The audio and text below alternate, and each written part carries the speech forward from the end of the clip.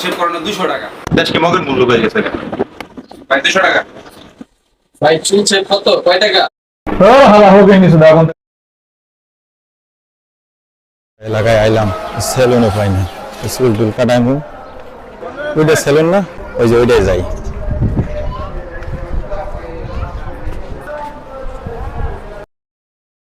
ভাই চুল কাটা যাবো?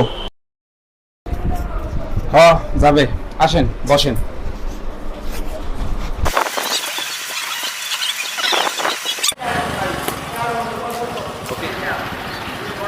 গাড়িটা দেখে থুয়ে যাবো, চুলগুলা বড় বড় হয়ে গেছে, কাটমো। গাড়িটা যদি আবার কেউ লয়ে যায়, আচ্ছা যাই হোক, লক টক করে থুয়ে যাই।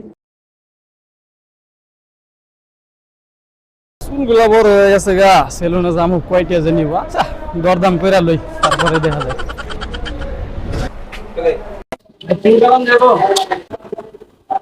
যাবে, আসেন। ভাই চুল শেভ কত, কয় টাকা?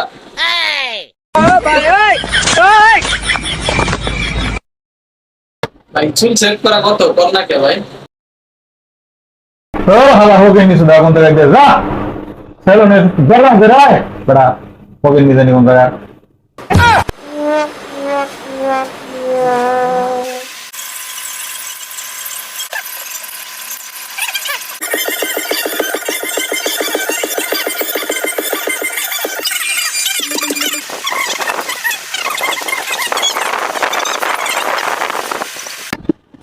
ভাই কয়টা দেবো? ভাই 200 টাকা।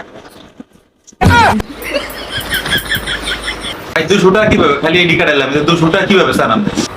ভাই দ্রব্যমূল্যের জিনিসপত্রের দাম যেভাবে বাড়ছে, আপনারা যে জিনিসগুলো আমি দিছি এগুলোর দাম কি কম হয়েছে? এগুলোর দামও বাইরে গেছে ভাই। এই জন্য আপনার শেভ করানো 200 টাকা। আজকে মগের মূল্য হয়ে গেছে।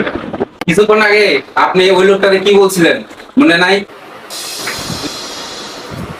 ওর হালা হোক নিছো দা কোন জায়গায় যা, সেলুনে দরদাম করে আয় বড়া হোক নিছে নি কোন জায়গা।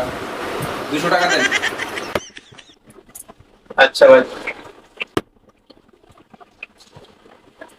ধরেন।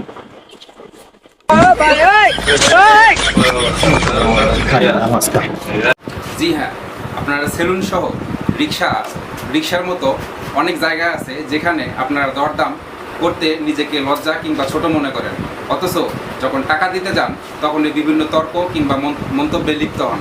তাই এগুলো জায়গাতে অবশ্যই দরদাম করে আপনারা সেই সব জায়গায় যাবেন এবং কাজ করাবেন। ভালো থাকবেন, আসসালামু আলাইকুম।